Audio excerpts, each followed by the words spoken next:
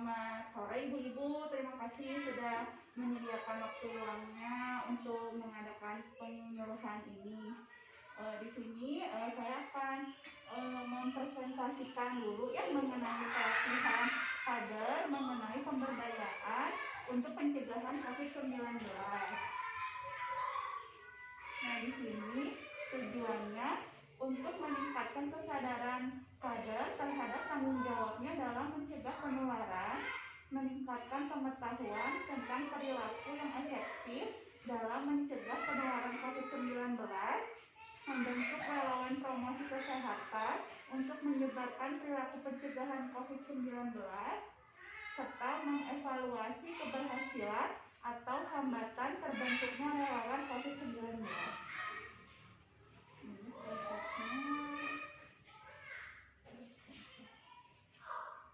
Nah, ini aja ada pertanyaan dulu ya buat ibu sama ibu-ibu semuanya mengenai ini pengetahuan tentang COVID.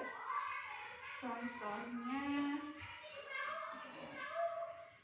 nah ini, kalau misalkan orang yang lulus pemeriksaan suhu pasti negatif corona atau tidak, kalau kata ibu-ibu, mitos atau fakta? Misalkan datang nih ke suatu tempat atau ke rumah sakit atau ke tempat belanja, nah itu kan pasti di suhunya kan di bawah misalkan di bawah 37 derajat, tidak demam. Nah itu masuk ke negatif corona atau enggak? Enggak pasti ya, berarti gantung kan mitosnya kan kita apa namanya tuh yang tidak punya ini apa nggak ada apa gejala. Oh ya. bisa termasuk juga. Oke, kita lihat jawabannya benar, mitos. Jadi suhu tubuh tinggi itu hanya salah satu gejala saja. Tidak semua orang terjangkit virus memiliki gejala seperti ini. Namun seluruh orang yang telah terjangkit virus corona berpotensi untuk menularkan juga ke orang lain. Ada lagi, apakah semua orang bisa terkena COVID-19? Bisa. Ya, berarti fakta ya. Semua virus corona tidak terlihat oleh usia, status ataupun semua orang, baik muda maupun tua, kaya ataupun miskin juga berisiko untuk terinfeksi.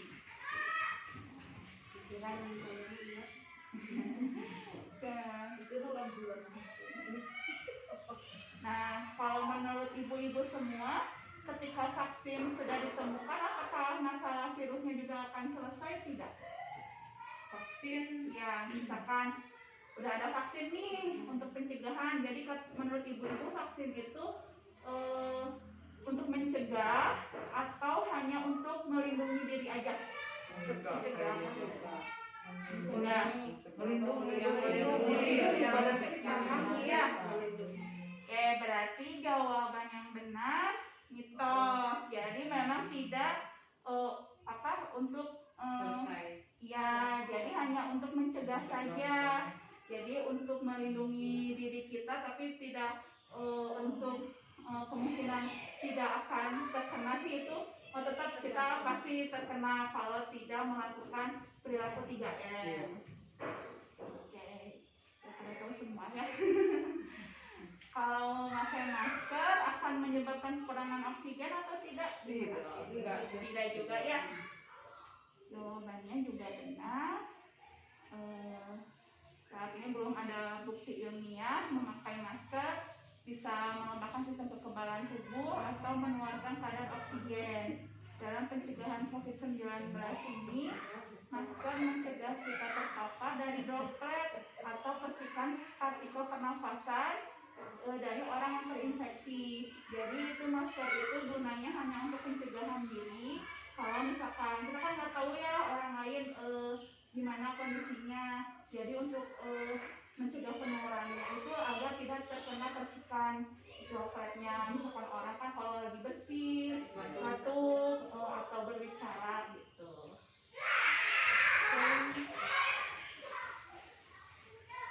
Menurut ibu semua, wabah COVID ini adalah bisnis bagi rumah sakit dan dokter, benar atau tidak? Bilang. Bisa jadi. Bisa jadi. Bisa jadi. Bisa jadi. Apa Bisa jadi. bisnis ya? Bisnis juga bisa. Jadi bisa jadi Iya. jawabannya. Iya. Karena mendengar terus memang kelihatan kejadian buktinya. Ada terjadi sih Ada ya. terjadi. Iya sih memang Yang ya. enggak kena, yang enggak kena. Hmm. Jadiin kena gitu kadang. Jadi masih menurut ibu-ibu masih ini ya apa bimbang gitu ya, ini tuh iya atau tidak gitu ya, memang jadi banyaknya menyangkanya bisnis gitu ya. Tapi ini jawabannya juga memang mitos sih. Jadi kan memang kalau untuk di bisnis juga sih memang sebenarnya juga tidak. Justru kan untuk membantu juga untuk dan telah meluangkan waktu keluarga selama wabah ini berlangsung terhadap tenaga medisnya. Juga kunjungan Pihak gimana? Iya betul. Itu juga masih kurang tahu ya Iya. kalau pihak rumah sakitnya bagaimana itu gitu. bisa pihak rumah sakitnya atau si ininya Pasien. Tapi gini, yang ini tahu mah dari WHO, dari WHO-nya emang dianjurkan orang yang sakit tuh walau bukan COVID tapi di COVID kan karena mereka kan belum ada hasil keluar dari rumah sakit, Betul. belum ada hasil. Iya betul. Jadi Dari WHO gini. itu ya. Mungkin dari kasusnya gini ibu-ibu kan misalkan nih ada orang sakitnya itu masalah pernafasan, misalkan ada sesak nafas atau memang gejala awalnya yang seperti COVID ini. Nah itu misalkan udah dicek ternyata belum keluar hasil, amit-amit misalkan pasiennya itu meninggal. Nah itu karena belum ada keluar hasil, jadi kita gitu. Dari WHO-nya disuruhnya. Iya, tapi memang belum tentu juga pasien itu terkena gitu. Ya, memang kasusnya juga seperti itu. Kan kalau sekarang juga kalau misalkan datang nih ke rumah sakit, misalkan ibu-ibu awalnya batuk atau bagaimana, nah itu kalau misalkan ini juga memang harus ruangan isolasi gitu kalau memang harus butuh perawatan gitu. Iya memang ini ya Balik lagi ke balik lagi ke masalah ininya.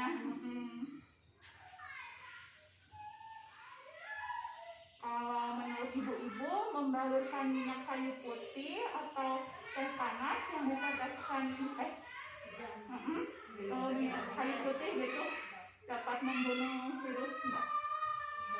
Mencegah aja menurut ya, jadi menurut dokter ini katanya nggak boleh sebetulnya. Iya. Karena minyak kayu putih mah bahaya kan itu obat Betul. doang, jadi tidak boleh Tidak boleh diminum. Nggak boleh. Iya benar ibu. Bahaya. Bahaya sebenarnya. Tapi Iya, mitos. soalnya kan kebanyakan itu di grup tuh selnya yang kayak Iya. gitu. Nah jadi masih harus Ya. jadi Kecuali kalau diolesin di masker aja. ya mungkin untuk ini kan salah satu penyebabnya kan hilangnya rasa penciuman. Nah mungkin buat ngetes mungkin ya kalau memang itu bisa jadi pakai minyak kayu putih. Karena kalau memang untuk diminum sih itu Iya. enggak Kan ya. berhubung mungkin lagi ini ya, jadi mungkin orang teh dengar berita kayak gini diikutin. Terus benar diikutin. Menentukan penjual kayu putih. Iya. Berlaku. Iya. Itu kayak bisnis juga. Iya betul. Jadi kalau bodoh ya. Jadi harus dipastikan dulu ya kalau untuk informasi harus jelas dulu bagaimana Cari dulu. bagaimana valid atau tidak gitu. Oke. Nah di sini wabah COVID sengaja dibesar-besarkan oleh pemerintah untuk menakut-nakuti masyarakat dalam mencari uang, benar apa tidak? Kalau menurut ibu Enggak juga sih kalau tahu. Karena memang faktanya memang si COVID itu kan ada. ada ya. Cuma orang banyak yang nggak percaya itu. Iya. Cuman kan dari segi percaya sama enggaknya kan dengar juga karena dari pihak rumah sakit ada yang ditawarin di covidin, nah makanya kebanyakan orang nggak percaya itu dibesar-besarannya, makanya orang teh bener nggak pikirnya kayak gitu. Ya. Ya, tapi kalau kita masih kalau yang sadar diri yang benar ada COVID mah ya Memang enggak, menyadari sebenarnya. memang ada Memang ya ada buktinya ya. gitu. Itu mah penyakit ya. Ya. Memang ada buktinya ke dunia Iya, ya. Sedunia. Ya benar ibu. COVID kan jadi kan setiap hari naik. Iya, benar. Kemungkinan besar jumlah orang yang sudah terinfeksi virus corona lebih banyak dari data yang ada. Semakin banyak masyarakat yang sakit dan tidak bekerja justru menyebabkan kondisi keuangan negara menurun. Oleh karena itu, pemerintah mendorong masyarakat untuk tetap produktif dengan menjalankan perilaku 3M, mencuci tangan pakai sabun, memakai masker, dan selalu menjaga jarak. Itu ngejaga jarak. Iya, tempatnya sempit. Dia sambil berdiri. Nah, ini orang dapat terinfeksi virus corona ketika menyentuh mata, hidung, dan mulut mereka. Iya. Saya di sini jadi lebih bahayanya itu daerah muka. Jadi untuk misalkan tangan kita udah memegang sesuatu, kalau bisa jangan menyentuh wajah. Jadi segera cuci tangan dulu aja. Menjaga jarak dapat menyebabkan stres sehingga kekebalan tubuh seorang menjadi lemah. Iya juga ya. Nggak stres itu. Biasanya menjaga jarak sama suami kalau Kalau jaga jarak sama suami kita bisa stres. semua Enggak ya. Jadi untuk menjaga jarak bukan berarti mengurangi komunikasi dengan teman, keluarga, maupun kerabat. Dengan menjaga jarak justru kita melindungi orang-orang yang kita sayangi ya. Droplet dari orang yang terpapar COVID bisa mencapai radius 1 meter. Jadi oleh karena itu kita menjaga jarak untuk menghindari penularannya. Jadi jaga jaraknya minimal 1 meter. Menurut ibu-ibu, kalau untuk orang yang sudah sembuh dari COVID, apakah tetap masih bisa menularkan atau tidak? Kalau kataku bisa. Ada yang jawab enggak, udah sembuh. Bisa. Tapi kan dianya kalau misalkan dianya kebal, udah kebal, dianya terkena tapi dianya kebal ya bisa aja ke orang lain ya. ke orang lain. Kan itu mah menularkan kan? Tapi kalau udah sembuh, Iya udah sembuh, misalkan kedua lagi berarti kan dia mah kebal, udah kebal. Itu kan bisa menularkan maksudnya teh. Kalau menularkan di sini ya masih bisa juga menularkan. Jadi untuk orang yang dinyatakan sembuh dari COVID itu sudah memiliki hasil negatif pemeriksaan PCR-nya. Jadi pasien yang dinyatakan sembuh ini sudah tidak dapat menularkan lagi. Jadi gini, kalau untuk yang udah misalkan udah kena, terus dia udah dinyatakan sembuh, udah Makanya nggak dapat vaksin ya. iya betul. Jadi dia itu seseorang yang sudah terkena itu daya tahan tubuhnya udah beda gitu. Jadi tidak akan mungkin menularkan ke kita. Kecuali kalau ya amit-amit ya orang itu memang mungkin daya tahan tubuhnya lagi drop lagi, misalkan gitu ya, kalau sama kita dekat lagi ya mungkin kitanya juga bisa tertular. Tapi kalau untuk yang udah benar-benar sembuh sih katanya sih udah daya tubuhnya udah ya, jadi dia udah terbentuk sendiri gitu. Bener yang kalau yang udah terkena itu nggak dapat vaksin. Nah, ya informasinya sih nggak divaksin, tapi ada perubahan lagi katanya. Kita kan dengar-dengarnya nggak dapat vaksin ya. Iya yang udah benar. terkena. pulang. Bentar lagi nggak? Nah, jadi katanya itu nggak dapat vaksin karena ya udah dia udah daya tahan tubuhnya udah beda gitu ya dari orang yang kayak kita gitu yang misalkan belum terkontaminasi.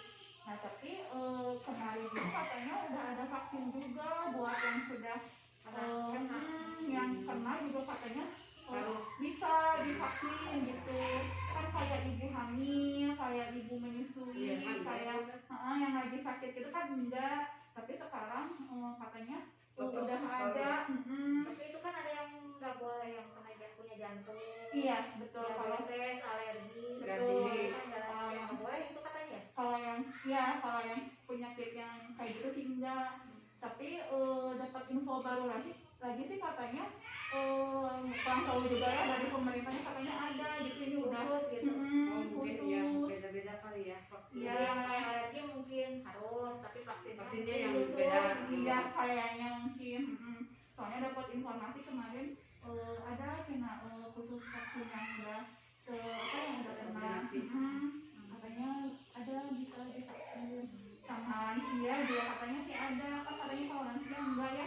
Lansia sama kayak yang hipertensi gitu, tapi sekarang katanya yang darahnya 180 juga itu nggak apa-apa, masih bisa Anak-anak divaksin. juga enggak. Nah kalau anak sih masih belum tahu, masih Ya, belum ada tahu. usianya ya anak-anaknya ya. Dari usia berapa? Beda usia berapa gitu. Anak iya 12-13 sih 12 tahun ke atas gitu ya. kalau nggak salah. Iya, tapi masih belum tahu itu kalau anak belum tahu informasinya, cuma Pulang. ya kalau yang untuk yang itu apa yang lansia gitu katanya udah bisa. Lansia juga, tapi itu yang katanya bisa naik tangga. Ya maksudnya yang Sampai sehat. yang sehat Ya. berapa kali naik tangga, terus dianya berjalan juga kan berapa ini bisa.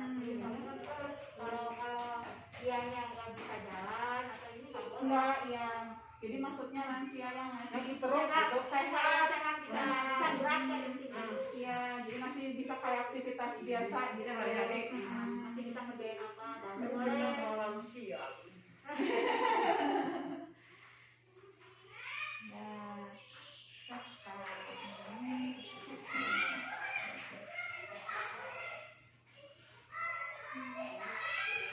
Ini aja sekarang penyuluhan cuci tangan ya Bu ya.